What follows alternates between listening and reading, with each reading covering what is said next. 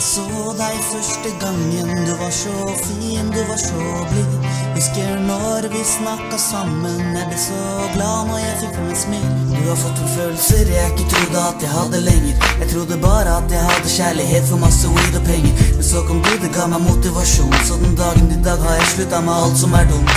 For din skyld jeg endret meg, for din skyld jeg ble en annen. Så jeg må takke deg, for jeg har blitt en bedre mann. Men det var dette som fucka meg fra starten av. Trodde jeg fant den rette, men hun sa ha det bra. Men er dette ha det, og i hvert fall ikke plan. Så om du vil det skal bli, og så må du si ifra. Kanskje jeg tolker feil, kanskje jeg tenker mye. Jeg bare bryr meg om deg, så jeg kan ikke lyve. Jeg sier hva jeg føler, ikke noe galt i det. Jeg bare føler at du kanskje ikke vil noe mer. Og det er leit om det er sånn, det er trist. Og frem til jeg får svar, sitter jeg ensom på rommet mitt. Jeg følte at det var noe på gang. Men kanskje jeg tok feil, så jeg skriver en sang. For jeg er ensom, trenger en som jeg kan stole på. Jeg er ensom, trenger en som kan holde rundt meg nå. Jeg har tatt hintet. Du er ikke interessert, og det er leit, men livet går videre.